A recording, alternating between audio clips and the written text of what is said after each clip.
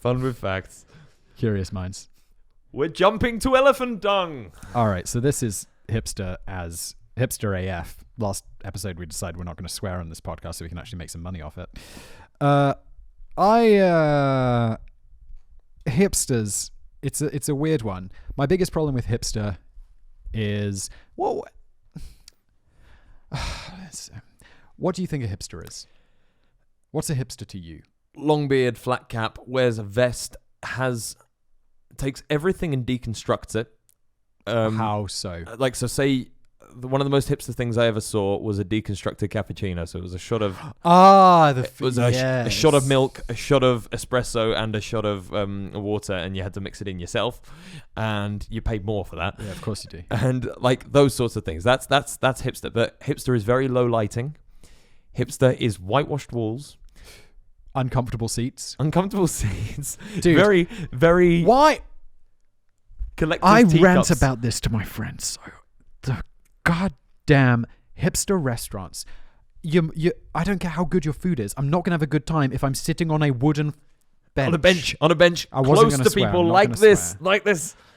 There's an amazing restaurant in Brixton Market in London, and I bet you're sharing a goddamn table with someone. 25 people, 25 person bench. However, like amazing food, but you're in like this, and that's just how it is. Do it. I can't. I couldn't do it back when I didn't do YouTube. Now I've had the very, those awkward situations. We're having dinner, you're sitting next to someone, having a conversation with your wife, and then the person leans over after like a goddamn hour and is like, oh, I just really enjoy your stuff. I'm like, no. What did I say? And I'm sure I'm bitching about something, or I'm complaining about something, or I'm being a dick because human. It's my natural state. But no, I hate it. And it doesn't happen that often, but it happens enough for it to be like, oh, okay. But didn't you locate some really, really hipster lamps, hipster bulbs? Didn't you? Edison bulbs. Yeah, I have some around here somewhere. You got some really low-level hipster bulbs. I have to say, my whole apartment is pretty low-level lighting because it's more comfortable. It is. But also, hipster is also fluorescent white lights and like industrial. This sort of it's the breakdown. I think like hipster is the breakdown of everything. So like hipster, it becomes hipster when, for instance, this table we're on right now is quite hipster. Like this here could be put into a restaurant, in a hipster restaurant, and people would be like, oh, I like this. This is hipster. This is true. For those audio listeners, we're sitting at a chipboard varnished table. Yeah, I sprayed my logo on it as well. Oh, did you spray that? Yeah. Nice, very I good. did this myself. A bit of DIY. Not really. Don't you feel proud so of it. manly when you build something? I did, yeah. I do like, dude. I love building like something. furniture is like my main activity. It's like, 47 steps. Hell yeah. Okay, let's talk about the most hipster thing that I have ever seen. Okay. Other than get some cushions in your restaurants. I can't stress this enough. I'm going to use my platform to be pleased. I really like it. Also, while you're at it, put a a cloth on the table. And I don't want my serviette to be a bounty roll of kitchen roll. I want it to be a goddamn serviette. Okay, so a couple visited a game reserve in Africa. Oh yeah, you brought it up. Okay, yeah, it is. Yeah. And they were like, "Okay, look at that elephant. It has this crap. Let's turn that into a gin." And it's called African Botanicals. The gin's not called African Botanicals, but it's made with African Botanicals. Sorry, I got my facts wrong. It says a South African couple is now bottling gin. I thought they were visiting Africa, but I guess they're there. Critics, so I was like, okay, it's a gimmick. Definitely a gimmick, right? No, not at all. That was your initial reaction? Not at all. You didn't think it was a gimmick? Do you think cat poo coffee is a gimmick? Yes. Civet coffee? It's not a gimmick. Well, I know it's not a gimmick. It's definitely sold as one of those expensive coffees. Yeah. I know. But okay, so I would say like a lot of the reason civet coffee, Kopi Luwak, made from the civet cat, is popular is because of the process of this and because it's famous. Yeah, absolutely. Because it's been eaten, for those who don't know, a civet cat eats the berries, it shits out the berries, the cocoa, the coffee berry, and then they take the coffee Yeah, bean. coffee bean, and they process the coffee out of that. Right. Okay. My brother had it. He said it tastes like shit. I have had it. Someone bought it for me as a gift, and it doesn't taste like shit. It just does. I mean, like physical Actual feces. cat excrement. Yeah, it tastes, but it doesn't taste particularly good. Maybe it's some super fine flavors. Everything all right? You gave it a funny look. I think I knocked the camera a little bit, but it's fine. Don't It's worry fine. about It's still. All right. I was like, oh god, is it broken? We had an episode a couple of weeks ago. Yeah, a couple of weeks ago. Yeah. Well, one of the cameras went out halfway through. It was not a good time. Not Poor good. Bruno. Poor producer Bruno. I was like, dude, listen. And the other one where I forgot to record the screen. That was. Oh yeah. I said to him, Bruno. Listen, Bruno. One of these episodes doesn't have screen recording. The other one doesn't have a camera mic, and he's like, He's like, you're paying me. I'll just smile and wave. Yeah. He's just thinking, amateurs. Sorry, Bruno. Right, but no. So what made you think this was a gimmick? Because for the same reason the cat coffee's a gimmick. Because if you're making something out of poo, yeah, it's a gimmick. I don't feel I need to explain myself. I feel you need to explain yourself, being like, this isn't a gimmick. Well, the thing is, there's a lot. Or like not thinking that this was a gimmick when you first heard of it. Well, the reason I didn't think it was a gimmick when I first heard of it is that there's a lot of moisture left over in and like. A lot of matter left over in elephant dung. I feel like you read the article and they came up with this opinion. No. I watched Bear Grylls, who drank straight out of a pure elephant dung. He squeezed it and like purified the water out of it. No. Yes, and not purified the water. He drank the shitty water out of the pooey water out of the elephant dung. He squeezed water out of an elephant's. I want to swear so bad, but I'm not. Out of an elephant's feces. Yes. And drank it without filtering straight out, like that, bang. That straight is over so the mouth. wrong. Bear Grylls is such a mensch. He is a madman. Do you remember Ray? The guy before Bear Grylls?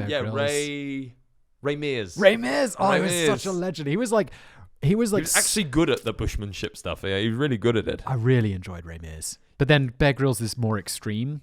But I feel it's more produced. Yeah, I feel it's more like Americanized, if you will. Definitely. It's 100%. Ray Mears was more like, better. We're going to go into the forest and build a camp. And he'd go into the forest and build a camp, and I'd be extremely satisfied. Bear Grylls is like, we're going to go into the forest, we're going to build a camp, and then I'm going to eat some eyeballs of some animals. Fight a bear. Yeah. I'm gonna fight a bear falling out of a plane. How did you get in a plane bed? Doesn't matter, does it? If I remember correctly, the very first entrance into his first program was him hanging from a rope on a helicopter saying, "It's just me, a cameraman, and a knife." It's like, Bear, you're on a helicopter. And is his name really Bear? I think Bear, because Bear's a nickname that they use quite a lot in the army, because of course he was SAS. I had another friend who was Bear, and I cannot remember his name, so he wasn't that great of a friend. But he was but no, Bear I think is like a sort of like an army nickname. No, his name is Edward Michael. Edward Michael, very posh. Eddie boy. Eddie. Okay, sorry, where were we? So anyway, you're absolutely right, as the article says, but about it not being a gimmick. And apparently, this couple were like, well, the elephants, they go and graze on all of the stuff, and then they eat it, and it's all of these interesting flavors. And apparently, the elephant only digests like 30% of it, 70%, or maybe it's the other way around. It doesn't matter. So like some of it's left over, and then they dry it out. They extract all these interesting things from it, and then they make like they call it like an infusion. It's like a tea bag that you put in the raw gin. And apparently it gives it this like really African taste. Okay. African taste. I did, not my word. The African taste. It says it in the article. Don't be like that. African aromatics. Okay, so not African taste. Okay, African aromatics. African aromatics. That sounds a lot less like... no, okay, fair enough. I get that. Oh, look at that. Jeez. But critics love this. Would you taste it? I tried to get us some. Did you? Yeah, it's just come for sale in Belgium, but I couldn't find any. Oh, that's a shame. That would have been quite cool, actually. Yeah, I thought that could be fun if we could get our hands on that. That does look interesting. If anyone's in Belgium, I'll make it worth your while if you can get me some of this and ship it to me. Yeah, get in touch. Please do. What else do I want to say on this? Oh, yeah, we can also look at some other flavored alcohol. So go back to the doc. Yeah. But dude, you're so wrong. It feels like such a gimmick at first. Like I can see why you think it, but it's for that. No, I know you're right, but it is. It does. My first impression. Okay, so these are gimmicks. Okay, these are more legit gimmicks. So they're just smoked salmon. It's from Mental Floss. Do you know Mental Floss? This is such a funny website. No, what's Mental Floss? It's just like they have like lots of interesting random articles about stuff that are quite fun. So this is one about, I think it's like top 10 weirdest alcohol. It's worth having a look at. There's like Phoenix Tears spiced rum. Scroll down because there's one I really want to look at. Down. Cooking cream whiskey. That's interesting. These are all interesting. Sesame and popcorn. This isn't really interesting enough. Like cinnamon churro vodka, which I would definitely have because I love churros, but I don't like vodka. But maybe it would make it something acceptable. We're missing here in Prague. A good churro place. I feel like I know a churro place. Tell me about it afterwards. Okay. I'd love to hear. Scroll down. No, it's none of these. Right down. Yeah, right down. Oh, wait. There it was. Oh. Well, this one. No. Anti-gin. Anti-gin's got nice. So there's ants in a gin, but that's got nothing on what I want to show you next. Okay, I guess it's further up. Which one? Here it is. Sriracha vodka. Do you like sriracha? That's diarrhea in a bottle. I'm impartial to sriracha. Oh, you are not a hot sauce person. I sense not a hot sauce person now. I like hot sauce. I'm not. You know, some people are hot sauce mad. Have hot sauce in their tea and stuff like that. Like not in my tea, but welcome. Hot sauce. I once knew a guy who used to have a little bum bag, a little fanny pack. Absolute legend. And he would inside have Absolute three. Legend. He'd have like Tabasco and then like the fanny pack's a bit weird, but yeah. Fanny packs are back in fashion. Yeah. Have you seen this? I mean, it's kind of like... It's like the man bag fanny pack. The one, over this bit here, like over the shoulder one. I feel it's a bit what the Australians might call bogan. Bogan. Is that like a pikey, like a chav? Yeah, because I know a bogan's like... I feel like pikey... You can't say pikey because that's really like... That's quite offensive, yeah. Well, when I was at school, we would call chavs pikeys, but I think that's actually an offensive slur. Yeah, it's a slur on Irish travellers. Is it? Yeah. Okay, cool. I didn't mean it that way, and I retract my statement. So I mean chavs, or like even that's a bit loaded these days, especially coming from me, who's a bit posh, being like, oh, chavs. Yeah, it feels. It's a bit I feel a bit. uppity. Yeah, I don't feel cool about that. No, I know what you mean. So bogan, I feel like, or like white trash. Yeah, okay. Bogan is very much the equivalent to white trash. Because I've seen people wearing these fanny packs, and I'm like, that's a bit white trash. Bit bogan. It's one of those things like you spent more on that fanny pack than you earned last month, didn't you? The only difference I'd say is that you'd never see a bogan dead in a fanny pack. That's bogans don't wear fanny packs. But fanny packs became cool again, and they don't wear them here. They wear them like around. Bogans wear like a crocodile bag or something. But no, I don't know anything. Yeah, about I know what you mean. There's those really tight little fanny pack things that kind of go under your arm and over your shoulder, like they're sort of over shoulder little exactly. bags. Which I have to say, all right, now I don't own a man bag, but I am. Where do you keep your stuff? Like a laptop bag. You see, that's the problem. Like, okay, a laptop bag, fine. Like, this laptop bag, which I wouldn't. That's lovely. I like that. I'd like one of those. But what do you have? What do you keep your laptop in? So, for instance, I've got one of those like little backpack things. Oh, okay. Which they're fine. And don't get me wrong, that like a satchel is fine. Satchel's cool. Even a little satchel is fine. But there's like purse. Yeah, they're kind of. You don't want to get to purse, do you? There comes a point where it just looks a bit. I don't know. It's not got the magic that you're looking for. Goddamn convenient though, and also I have. Everything comes with pockets, right? But you can't use any of them properly. I mean... Without your whole outfit looking ridiculous. Dude, keys. Where are my keys? Have you ever worn a suit and tried to put something in your pocket? Just a big bulge. Any tailored suit, anything that's been adjusted, anything like that. Or, I don't know, I'm like the average man. I'm 5'11". I'm 70 kilograms. I'm just the average man, like statistically. Yeah. And I've average body shape. So suits fit amazing. And then it's like, which is a blessing. One day I'll get fat and it won't work. I'm working on it. You put something in your pocket and it ruins it. Well, that's actually... And if it's not ruining it, your suit doesn't fit right. I was going to say, like, with suits, it's a bit tricky actually because suits fit smaller framed bodies better. Because the suit does the shaping, whereas if you're bigger on top, like if you've got a big chest or big shoulders or something like that, you kind of like take place of the suit and it's your shape that shows through. That's true. I would say I'm a little on the slimmer side, but then a slim suit, you're am right. Am I really that much heavier than you? I don't know. I'm 70 kilos. You're a little taller than me. I'm 83. How high are you? 180. I'm 6 foot. I'm 180, but that's not 6 foot. It's like 5'11". I'm 182 then. Okay, so yeah, you're an inch taller than me. I was told I think I'm 182. Yeah, because I think if we stood up right now, you'd probably be a little higher than me. I don't know. I sit over a computer all day, so I'm slouched over. I used to be 7'9", but then I spent like my whole life slouched over a computer. I don't know how we got it, but let's talk about sriracha vodka because I think we can get some of this. You're a hot sauce man. Yeah. I'd like to get this. I'm into that. Yeah. I mean, I've had like chili infused vodkas and stuff like that, and they're pretty good. Like I quite like all these sort of flavored things. I mean, Smirnoff does some good. I'd some get good into all flavored of that. vodkas. Anyway, Yeah. final one. I know this topic's going on. Go back to the doc. Back to the doc. This one is one, from comedy to horror. Oh my goodness. Yeah. Okay. So this is an actual fact. rice wine, baby mice wine health tonic. So this is a Chinese drink where just scroll. Oh, there it is. Oh my god. So they take freshly born mice alive and they put them in this rice wine and then they let them ferment. And the Chinese think it's good for your health. Jesus.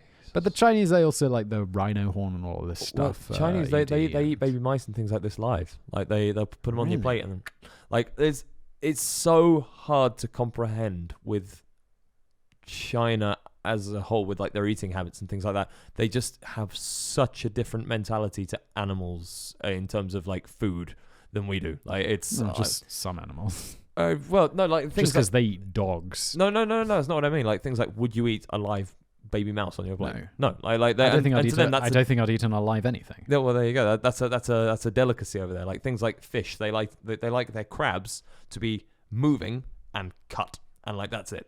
They will eat it like that. Like as in, I once went to China and I had like a family dinner and we all sat down and had a family dinner together. And they came in with a chopped up crab which had been alive 5 seconds ago. They cook it? And no. They had it like raw. It was quite intense. Like there's a lot of sort of, how to say it, like morally, there are things we kind of you go, is this a cultural experience or is this just morally somewhere I don't want to go? And it's not saying it's wrong. It just is somewhere that, like growing up in the West. Like, I think if it's dead, I mean, does it matter if it was killed? I eat meat. I'm not gonna, if it was killed 5 minutes before, if I see it, I don't know if it really feels any different. I feel let's talk about it next week because I do want to move on. Okay. Yep. But no, not this. I just would say there's people eating sushi, but from live fish. So cutting the fish, the meat off the fish while it's alive is a thing. We can talk about it next week.